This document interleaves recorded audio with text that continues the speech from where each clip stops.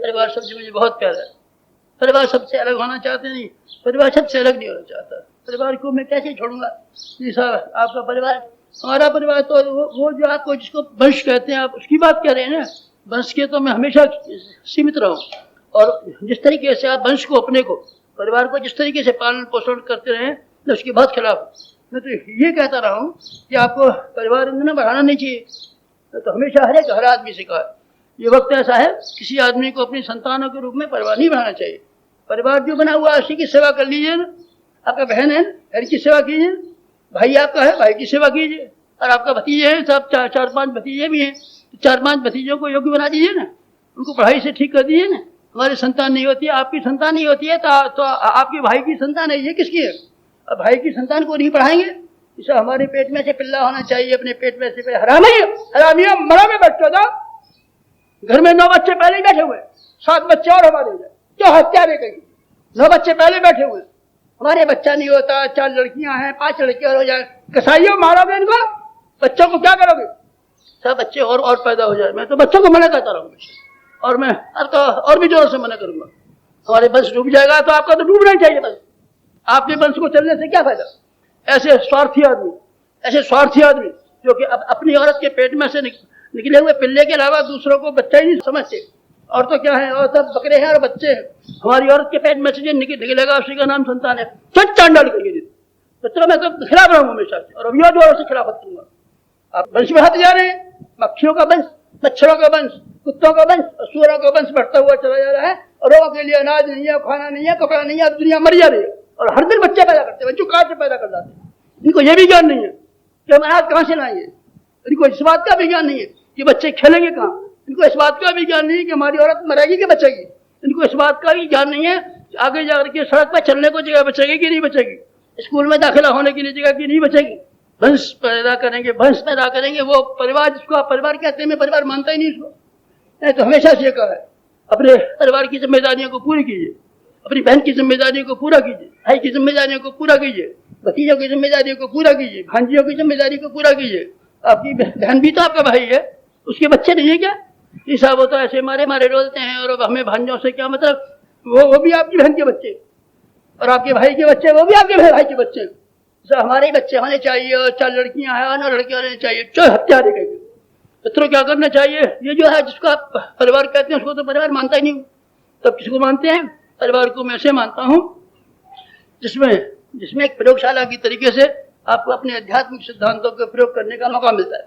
आप तो कहीं तो रहेंगे ना, बाहर में तो रहेंगे, कहीं तो रहेंगे, जहाँ रात को कहीं तो सोएंगे, खाना कहीं तो खाएंगे, किन्हीं लोगों के साथ मिलजुल के कहीं तो रहेंगे, अथवा जेल खाने में नहीं, अथवा मिट्टी में नहीं, किन्हीं में तो रहेंगे ना, इंसानों में तो रहेंगे ना। अकेले तो नहीं रहेंगे। अकेले किस तरीके से रहेंगे? कहीं ना कहीं घर बसा के रहेंगे, जेल खाना ही क्यों लो। मतलब जहाँ कहीं भी हम लोग रहते हैं, तो हमारे पारिवारिकता के सिद्धांत, मिलने जुलने के सिद्धांत, भाईचारे के सिद्धांत, मिल के रहने के सिद्धांत, और एक दूसरे के दुख और दर्द में शरीक होने के सिद्धांत, और अपनी सुविधाओं को दूसरों के लिए बांट देने के सिद्धांत, यही है। और इसी वाली पारिवारिकता जो आदमी की व्यक्तिगत समस्याओं को 1, और राष्ट्र की, विश्व की समस्याओं को 2, और हमारे कुटुंब की समस्याओं को। हमारा कुटुंब कहाँ है? कुटुंब आपका है कहीं? ऐसा हमारा बड़ा कुटुंब है। कुटुंब मत कहिए इसको, इसे कुटुंब मत कहिए, इसको जेल खाना कहिए, भेड़ों का बाड़ा कहिए। भेड़ों के बाड़े नहीं होते हैं, चूहों के बिल नहीं होते हैं। एक ही बिल में कितने चूहे रहते हैं, देखे नहीं आपने? निकलते हैं तो एक ही छेद में से बहुत सारे निकल चले आते हैं। बिल देखे कि नहीं देखे आपने? देख रहा हो तो देखना, घर के चूहे एक ही बिल में से कितने सारे निकलते हैं। और आपने भेड़ों के बाड़े नहीं देखे? एक ही बाड़े में कितनी भेड़े मैं करती रहती है, नहीं देखी आपने? और आपने जेल खाने के कैदी नहीं देखे? आपने जेल खाने की कैदी देखे, और भटियारों की सराय देखी। तो मैं कहता हूँ आपकी कुटुंब उसी से मिलती होती है। आपको कुटुंब का आनंद मिला है क्या कभी? आपने कुटुंब का मजा चखाया कभी? कुटुंब में आप कभी रहे क्या? आप तो सराय में रहे, भटियारों की तरीके से। भटियारे आते हैं, भटियारों की सराय होती है। भटियारे ने मुसाफिरों को रात के समय पर चारपाई बिछा देती हैं, और उनकी रोटी बनाई खिला देती है। मुसाफिर आते हैं, भटियारों के यहाँ खिलाफाते करते हैं, और भटियारे रोटी खिलाते हैं। सवेरे रोटी गायब हो जाते हैं। ये किसकी बात कह रहे हैं? अरे भाई साहब, सराय भटियारे की बात कह रहे हैं, और किसी की बात कह रहे हैं, और आपकी बात कह रहे हैं। आपकी बात कह रहे हैं। आप कहाँ रहते हैं? आप सराय में रहते हैं। आप सराय में रहते हैं, भटियार खानों में रहते हैं, जहाँ मोहब्बत है, जहाँ त्याग है, जहाँ सेवा है, जहाँ सिर्फ जालसाजियाँ और एक दूसरे के लिए शतरंज बिछाए बिछाए बैठे हैं।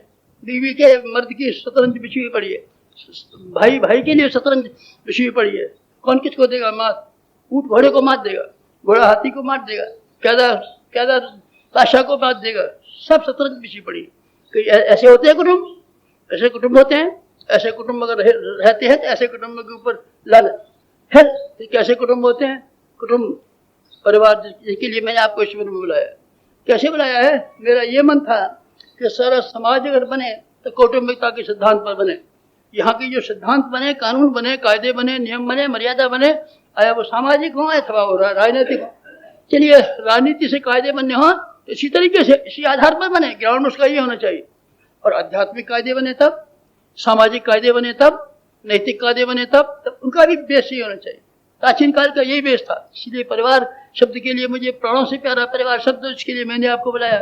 फिर मैं एक और बात कहता हूँ आपको व्यक्तिगत स्वार्थ की ख्वाहिश है ना, आप व्यक्तिगत स्वार्थ चाहते हैं, चलिए तो फिर मैं एक और बात कहता हूँ आपको व्यक्तिगत स्वार्थ में अपना शारीरिक स्वास्थ्य को मजबूत बनाना चाहते हैं ना, अच्छा, तो आप अपने मानसिक शांति मन में प्रसन्नता चाहते हैं ना, दो, अच्छा, और फिर अपने सहयोगी जिनके साथ में आपको 24 घंटे रहना मरना जीना है, उनको अपना सहायक और अपना अच्छा सहयोगी बनाना चाहते हैं ना।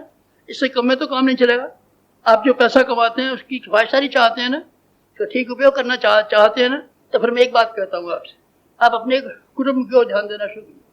आप कुटुंब के मेंबर, जो भी आपके कुटुंब में मेंबर हैं, उनको आप नए से देखिए और नए से गौर करना शुरू कीजिए।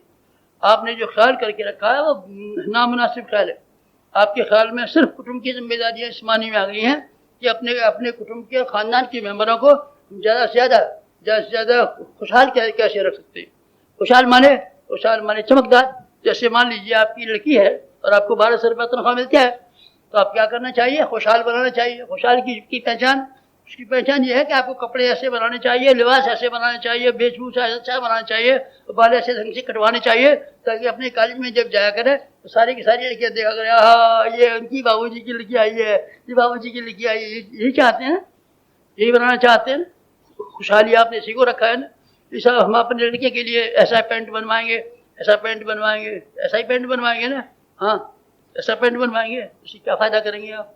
इससे क्या फ़ायदा करेंगे? मैं ये पूछता हूँ। अपने बच्चों को सजा करके गुड्डे गुड़िया बना करके आप भेजते हैं ना, आप भेजते हैं, आपका मन प्रसन्न हो गया ना। हाँ साहब, हम तो अपने घर परिवार के लिए ही करते करते खपे जाते हैं। तो मैं एक बात कह देता हूँ, आपका बच्चा हैरान होगा और आपकी लड़की हैरान होगी। आपको अपनी लड़की को सजावट के लिए जितना ज़्यादा मौका दिया है और जितना ज़्यादा उसको लोभ दिया है, लालच दिया है, जितना ज़्यादा उसको अभ्यास करा दिया है, अब ये लड़की मरेगी आपकी, देख लेना, ये मरेगी। कौन कौन से गुंडे तंग करेंगे, देख लेना। और इसके शीशे में देख करके मुँह इसका बार बार देख करके शीशे में जो ऐसी आंखें खराब हो गई हैं, जहाँ उसकी ब्याह शादी होगी वहाँ देख लेना, वहाँ देख लेना उस घर में क्या आफत आती है, उस घर में क्या आफत आती है। लड़की को आप मार डालेंगे क्या? लड़की की हत्या करेंगे क्या? लिबास बना करके, फैशन बना के, पोशाक बना के लड़की का क्या करेंगे? इसको हिप्पी बनाएंगे, सिनेमा भेजेंगे, एक्टर बनाएंगे, क्या करेंगे इसका? ये सब हम तो ऐसा बनाएंगे और समाज में ऐसा होगा। समाज किसे कहते हैं? समाज है कहीं? भेड़ों को आप समाज कहते हैं? इस सब समाज में हमारे लड़के की इज्जत होती है और ऐसा पहनता है। फिर मैं एक बात कह देता हूँ आपको, ये आपका लड़का जिसको आपने अभी से फैशन परस्त बनाना शुरू कर दिया है, आगे जाकर के इतना फिजूल खर्च निकलेगा, इतना फिजूल खर्च निकलेगा कि अपने बीवी और बच्चों का गुजारा करना मुश्किल हो जाएगा और फिर ये कर्जदार हो जाएगा। फिर ये देख लेना, अभी तो सिगरेट पीता है, फिर ये शराब पिएगा, फिर ये देख लेना इतना ज़्यादा फिजूल खर्च निकलेगा, इसके घर में पैसे के लिए तंगी आ जाएगी और इसके घर में नरक पैदा हो जाएगा। आपका तरीका अजीब है, आपका तरीका अजीब है। आप तो खुशहाल दिखाना चाहते हैं हर एक को, बीवी को खुशहाल बेहतरीन कपड़े पहनाना चाहते हैं, देखिए ऐसा हमारा घर कैसा अच्छा है, तो देखिए हमारी घरवाली कैसी सभ्य है। जब तक आप कमाने वाले और समर्थ हैं तब तक तो आपको किसी तरीके से सर झुका करके आपके कुटुंबी लोग आपको बर्दाश्त करते रहेंगे। लेकिन जिस दिन आप कमज़ोर पड़े तब, कमज़ोर होने से क्या मतलब है? कमज़ोर होने से मेरा मतलब यह है कि घर का कमाने खाने की और खर्च चलाने की जिम्मेदारी जब से बड़े बेटे पे आ गई तब से आप कमज़ोर हो गए। मालिक तो दुकान के मालिक तो मैं, मालिक तो है पर असली मालिक तो नहीं है, आप तो नकली मालिक हैं, नकली मालिक आप। लड़का है ना, आपका काम तो वो चलाता है, खर्च तो उसके हाथ में। आप तो कमज़ोर पड़ गए, आप कमज़ोर पड़ गए। फिर आप देख लेना जिन लोगों को आपने संस्कारी बना के रखा है, आपकी कैसी धुलाई और कैसी पिटाई करती। आपके साथ में किस तरीके से अपने बदले चुकाते हैं, आपके साथ में किस तरीके से उपेक्षा का और किस तरीके से दुर्भावना का व्यवहार करते हैं, किस तरीके से आप हैरान और तंग करते हैं। आप देख लेना, ये कोई रहस्य की बात है क्या? आप उनको करना रहो, देखना कि आपके कुटुंबी जिनके लिए आपने क्या क्या किया है, के लिए आपने ईमानदारी से भी जिए हैं, बेईमानी से भी जिए हैं, उचित भी तरीके अख्तियार किए, अनुचित भी तरीके अख्तियार किए, कोई तरीका आपने छोड़ा नहीं है, ना आपने अपनी अकल का कोई हिस्सा छोड़ा है, समाज के प्रति अपने कर्तव्यों का ध्यान दिया है। आप एक ही बात सोचते रहे, कौन सी बात सोचते रहे? हमको अपने बच्चों का ये करना है, बीवी का ये करना है, बच्चों का। आपने क्या कर लिया बीवी का? आपने बच्चों क्या कर लिया? आपने कुसंस्कारी बनाने के अलावा किया क्या है, ये बताइए मुझे। आपने इन सबको ऐसा बेहुदा ऐसा कुसंस्कारी बना दिया है कि ये स्वयं के लिए दुखी होंगे और अपने घर वालों को दुखी करेंगे और अपनी बीवी को दुखी करेंगे और अपने बच्चों को दुखी करेंगे और आपको भी दुखी करेंगे, सबको दुखी करेंगे। तो जो आपने कुसंस्कार जाने में अनजाने में उनके गले पर थोप दिए हैं, या आपने उनके साथ में कोई सलूक नहीं किया है, या आपने उनके साथ में ऐसी गद्दारी की है इसके लिए आपको जितनी आपकी नामों से दी जाए उतनी कम है। और बच्चे आपसे जितना ज़्यादा खामियाना चुकाएं, जितनी आपके साथ मारपीट करें, जितनी अवज्ञा करें उतनी कम है। आपने संस्कार क्यों नहीं? आपने कुटुंब बनाया था, आपका यह फर्ज हो गया था कि आप में से हर एक आदमी को संस्कार प्रदान करें। बच्चों को आपको संस्कार प्रदान करने चाहिए थे और आपको स्नेह प्रदान करना चाहिए था। कपड़ा नहीं, स्नेह क्या से हो सकते? आदमी की सबसे बड़ी खुराक, सबसे बड़ी मांग सिर्फ एक है, कौन सी वाली? उसको मोहब्बत की मांग। पेट को एक मांग है, पेट हमारा रोटी मांगता रहता है, रोटी मांगता रहता है। जब रोटी नहीं मिलती तो बहुत देर भूख हो जाती है, तो पेट गड़बड़ करता है, ये कहता है साहब रोटी लाइए, हैरान करता है। हमारा एक शरीर का भीतरी हिस्सा रोटी मांगता है और बाहरी हिस्सा ठंडक और गर्मी से बचाव चाहता है। हमेशा जब ठंडक लगती है तो कांपते हैं, ऐसा कम्बल लाइए, ठंड के मारे मर जाते हैं। अच्छा गर्मी पड़ती है तब पंखा लाइए, साहब पंखे में देखिए क्या हाल हो रहा है, पसीने टपक रहे हैं। शरीर सर्दी गर्मी से बचाव चाहता है, पेट हमारा भूख चाहता है। लेकिन एक और भी चीज आपके भीतर, उसका नाम है आत्मा। आत्मा भी है कहीं आपके अंदर। आत्मा आपने देखी तो नहीं है, आत्मा आपने सुनी तो नहीं है, आत्मा को आप जानते तो नहीं है। आत्मा आपने शब्द सुना है, जाने कौन अखाड़ा सुना गया आपको शब्द? आत्मा कोई होती है। आत्मा क्या होती है बताइए? आत्मा बिल्ली कहते हैं। ऐसा बिल्ली नहीं होती तो सुअरिया होती होगी, सुअरिया नहीं होती तो कुत्ती को कहते होगी, कुत्ती नहीं होती होगी तो चिड़िया होती होगी। आत्मा आत्मा आत्मा आत्मा, जाने कहाँ से सीख सुने आए आत्मा। आत्मा आदमी के भीतर की एक अंतराल की एक ऐसी कसक है, एक चीज मांगती है। क्या मांगती है? वो चीज मांगती है मोहब्बत। तो मोहब्बत मांगती है। बीवी की, आपकी बीवी को क्या क्या ख्याल है? आपकी बीवी आपके घर में आई है, किस लिए आई है? खाना खाने के लिए आई है, रोटी के कपड़े के लिए आई है। तो रोटी कपड़ा उसके घर में नहीं था क्या? रोटी उसके बापियाँ थी कि नहीं थी? बापियाँ तो उसकी नौकरानियाँ रहती। आपके रोटी खाने आई है? नहीं, रोटी खाने नहीं आई है। तो किसके लिए आई है? काम वासना के लिए। आपको दुनिया का कायदा नहीं मालूम है? मर्दों को पैसा देना पड़ता है और औरतें काम वासना के लिए कमा लेती है। ये सारी दुनिया का यही कायदा है। आपकी औरत आपसे काम वासना आपको पूरा कराने के लिए आई है और आपको फोकट में कराने आई।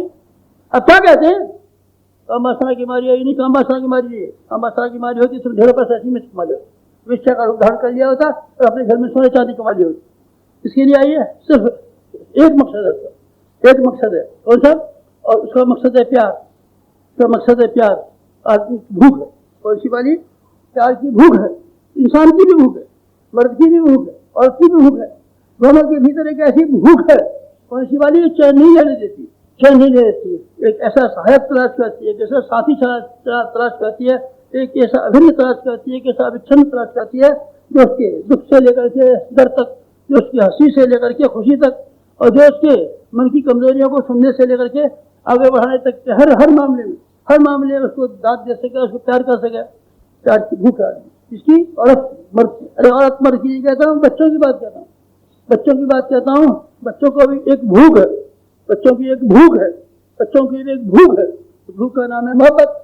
माँ की मोहब्बत चाहते हैं। माँ की मोहब्त तो उल्टी पुल्टी मिल भी जाती है, पर बाप की मोहब्त कहाँ मिली? इसको संस्कार देना बाप का काम है और पोषण देना माँ का काम है। माँ ने अपना फर्ज पूरा कर लिया, माँ ने उसको लिए खाना पका दिया, माँ ने उसको दूध पिला दिया, माँ ने उसके कपड़े धो दिए, माँ ने उसके बालों में कंघी कर दी।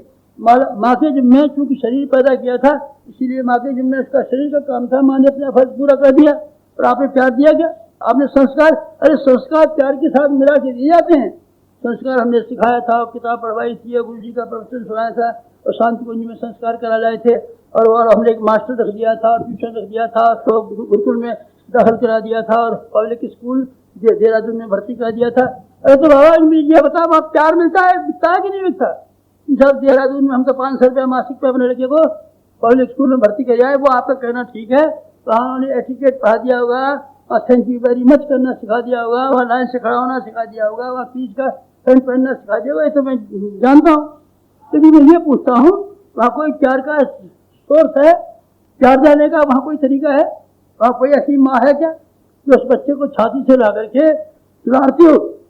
जो बच्चा उठा हुआ बैठा हो, जो बच्चा नाखुश बैठा हुआ हो, तब उसको दुलारती है, खुशामद करती है, वो पैर पीटता रहता हो, मचलता रहता हो, और मचलते हुए बच्चे को छाती से लगा के पुचकार के समाधान करती है। ऐसा कोई है क्या वहाँ देहरादून के पब्लिक स्कूल में? इस सब ऐसा तो नहीं है। तो आपने जेल खाने के कैदियों की तरीके से इन लावारिस बच्चों को क्यों भर्ती कर दिया? इन अनाथों को क्यों भर्ती कर दिया?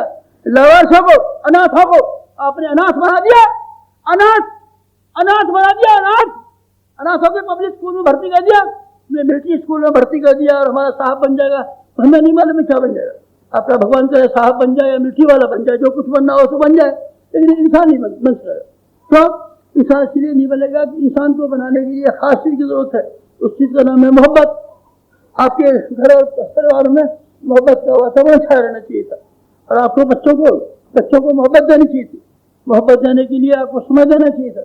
समय तो सारे का सारा आपका फिल्म में और क्लब में खर्च हो जाता है, यार दोस्तों में खर्च हो जाता है, टीवी देखने में खर्च हो जाता है, ताश खेलने में खर्च हो जाता है, जब सब में खर्च हो जाता है। और इन हत्यारों को फांसी दीजिए ना, फिर एक दिन गोली से कर दिए छूट को, क्या बच्चे साथ लड़के मार डालिए बच्चे लोग, तो आपके पास समय नहीं है ना। और इसी जीवात्मा जो पुकारती है वो पापा का प्यार, पापा की मोहब्बत, पापा का ही है, पापा छाती से लगाएंगे और कहानी कहेंगे जी साहब ने नौकर रखा है, नौकर रख दिए हैं, नौकर खाना खिला देते हैं, नौकर पानी पिला देते हैं, नौकर किसी काम के लिए नौकर रखे हैं, सबके लिए नौकर रखे हैं। अपने गृहस्थ के लिए नौकर रखा कि नहीं रखा? इस अपनी बीवी से तो रिश्ता हम अपना ही निभाते हैं, नौकर रखिए ना। फिर रोटी खाने के लिए नौकर रखा कि नहीं रखा है? इस रोटी खाने के लिए तो नौकर नहीं रखा है, पूजा करने के लिए नौकर रख दिया है। पूजा करने के लिए मंदिर में आपने नौकर रख दिया, तो आप स्वयं नहीं करते। इस हम स्वयं क्यों करेंगे? हमारे यहाँ तो पुजारी नौकर रखा है, नौकरों से पालन करवाएंगे बच्चों का।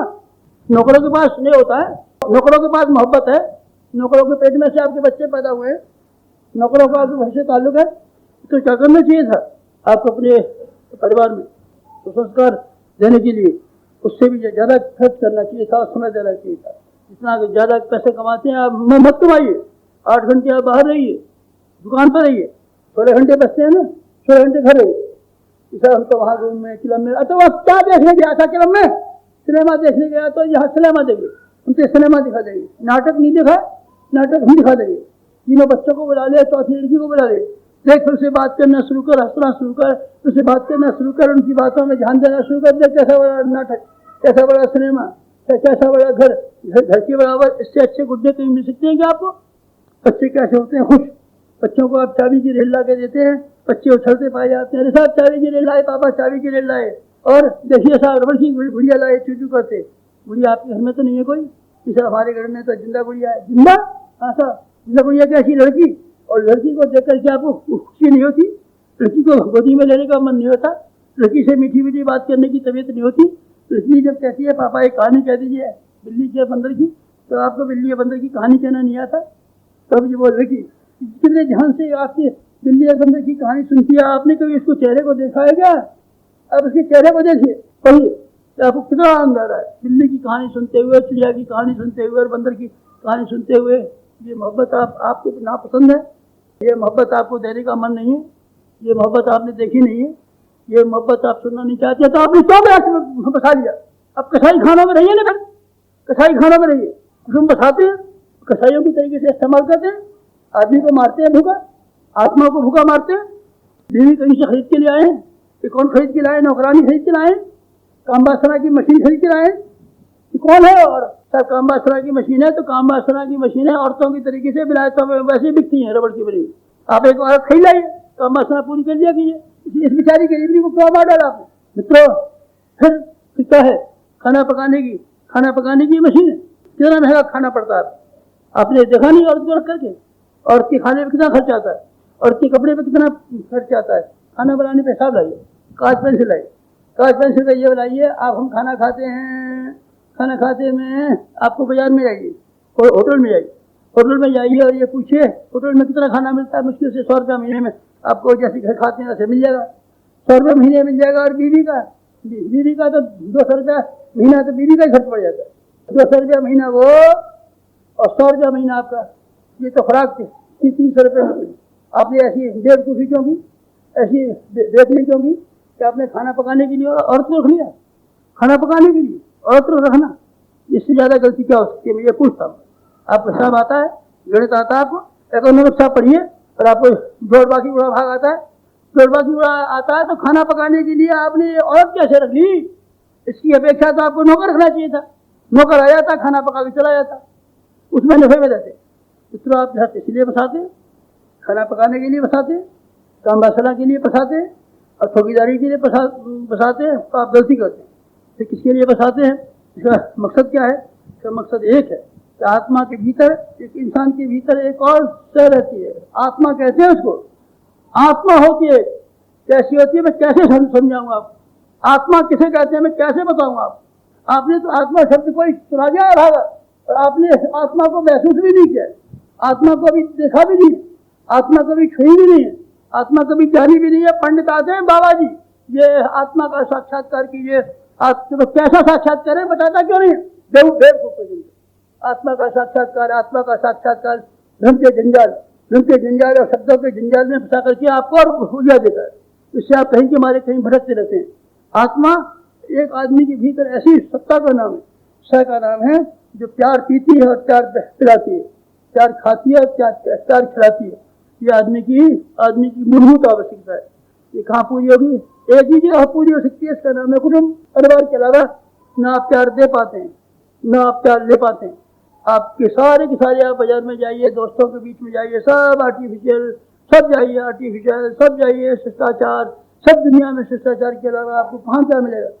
आत्मीयता, आत्मा जिसके सामने नंगी हो जाती है, आत्मा जिसको आप खोल करके अपने मन की बात कर सकती है, ये कहाँ मिलती है? आप बताइए ना मुझे। ये सिर्फ एक ही फैक्ट्री में मिलती है, और एक ही कारखाने में मिलती है, एक ही उद्यान में मिलती है, और एक ही बगीचे में मिलती है। उस बगीचे का नाम है कुटुंब। इस कुटुंब में सब कुछ दिया। इस कुटुंब के लिए आपने जिंदगी भी खर्च कर डाली, मैं जानता हूँ। इसके लिए आपने लड़कियों की ब्याह शादी के लिए क्या नहीं किया, मैं जानता हूँ। और आपने सारी जिंदगी भर अपने आप को हड्डियों को निचोड़ करके, कोलू को निचोड़ करके, अपने ईमान को निचोड़ करके, अपने भविष्य को निचोड़ करके, सब कुछ भी जो कुछ कमाया आपने क्या किया? सिवाय इन्हीं के लिए तो दे गए। इतना आप त्याग कर सकते हैं, इतना आप तप कर सकते हैं, इतने आप योगी हो सकते हैं, इतने महात्मा हो सकते हैं, इतने उदार हो सकते हैं, इतने दानी हो सकते हैं। और कौन कौन से नाम लूँ आपके लिए? आपके लिए भी और मुझे नाम लेना चाहिए था, पर मैं क्या करूँ? मुझे नाम मिला ही नहीं। एक दिन मेरा मन आया, क्या राजा कर्ण कहूँगा, राजा कर्ण कहूँ। कर्ण क्यों कह रहे थे? राजा कर्ण जो कुछ भी कमाता था सब धर्म के लिए दान कर देता था। और आप बिल्कुल राजा कर्ण, जो कुछ भी जिंदगी भर कमाया है आपने खाया क्या? अरे साहब हम तो रूखी सूखी रोटी खा रहे हैं, सब आपने उन्हीं के लिए खर्च कर दिया ना, जिनको आप कुटुंबी कहते हैं। तो आप कुटुंबियों से नाराज है? मैं तो कुटुंबियों से नाराज क्यों हम? मैं तो कुटुंबियों को प्यार करता हूँ। कुटुंब शब्द प्राणों से प्यारा है।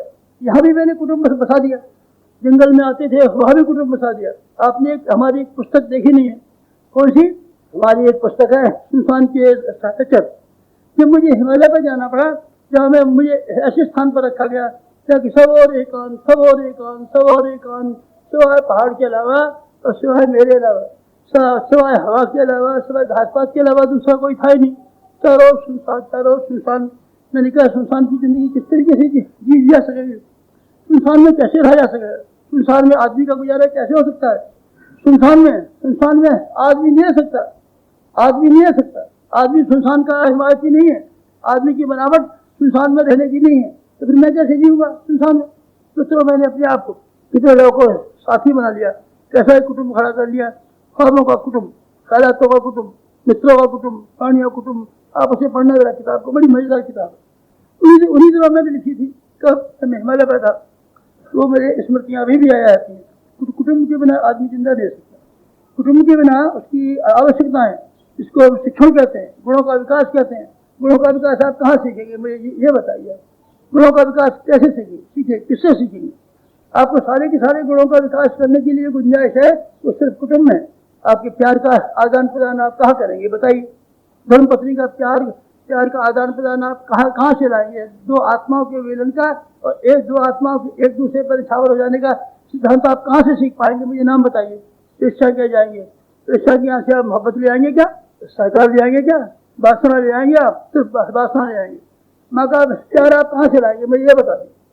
माँ का प्यार, माँ का वात्सल्य, माँ का स्नेह, इसको पी करके आपकी आत्मा यानी क्या हो सकती थी।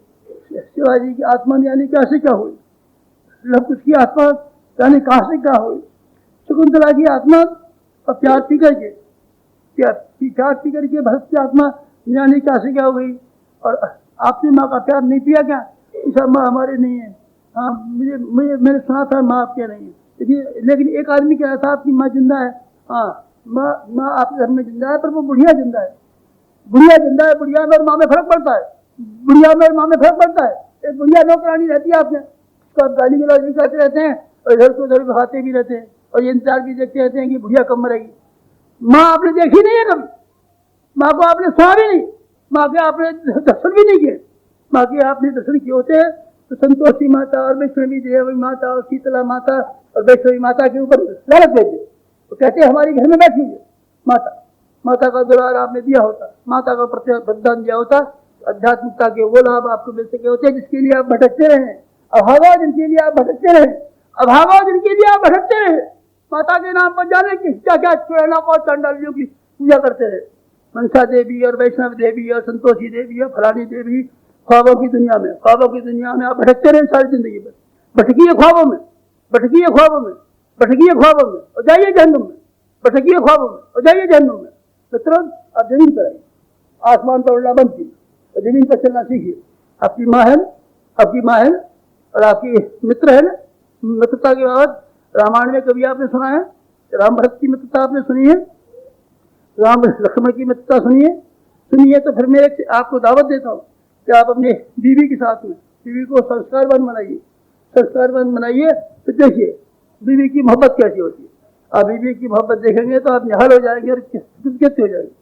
हमने बीवी में से धर्म पत्नी को पैदा किया, बीवी में से धर्म पत्नी को पैदा किया और हमारी बीवी धर्म पत्नी है। औरत नहीं है, कामिनी भी नहीं है, रूपसी भी नहीं है, तो कौन है, धर्म पत्नी है हमारी। कैसे हुआ, हमने धर्म पत्नी के संस्कार बोए, तो बोले के बाद उकर के खड़े हो गए। तो कौन है, हमारी धर्म पत्नी हमारी सहयोगिनी है, हमारी साथी है, हमारे कंधे से कंधा मिला के चलती है। हम लोग आपस में जी खोल की बात कर सकते हैं। काम वासना, लालच काम वासना के ऊपर सारी जिंदगी 71 साल की जिंदगी में आप यकीन रखें सब हमने 20 बार दुनियादारी के मामले नहीं देखे, लेकिन हमारे भीतर जो स्नेह, हमारे भीतर जो सकुचन, हमारे भीतर जो दुलार, हमारे भीतर जो समर्पण, एक दूसरे को देख करके चेहरे खिल जाते हैं। इनके हमारे और हमारी माता जी के बीच में आपने अपनी औरत को ऐसे बनाया क्या, आपने उसको दुलार दिया क्या, दुलार दिया आपने नहीं। हमारी औरत ऐसी है, अरे और औरतें कहीं होती है, औरतें सब अच्छी होती है। आपने उसको चढ़ा करके इस लायक बना दिया है तो वो झल्लाती रहती है और खींचती रहती है, कुटती रहती है। आपका पुराना इतिहास जब सामने आ जाता है तो उसको खींच पैदा होती है। और आपने मोहब्बत दी होती, और आपने सहकार दिया होता, और आपने श्रेय दिया होता, तो मैं ये कहता हूँ कि आपकी धर्मपत्नी एक देवी के रूप में आपके सामने आई और आपके कंधे से कंधा मिला के चलती। आप वनवास में होते तो अभी आपके सीता की तरीके से दुलार करती, और आपने नलकी तरीके से दमयंती को घर से निकाल दिया होता तो भी आपके गुणानुवाद गाती, और तो भी आपके प्रति एक शब्द निंदा करनी निकाल सकती थी। आपने धर्मपत्नी कब पैदा किया, आपने कौटुंबिकता के सिद्धांतों को सीखा, कौटुंबिकता के सिद्धांतों को सीखा होता। दुनिया ने आपके ये घर, आपके कुटुंब, इनको भी शानदार बनाना चाहता था, जिसके लिए मैंने ये शिविर लगाया था। और आप उसको सीख गए होते, या आप सीख जाए तो आप पाएंगे कि आप एक नई दुनिया में प्रवेश कर रहे हैं।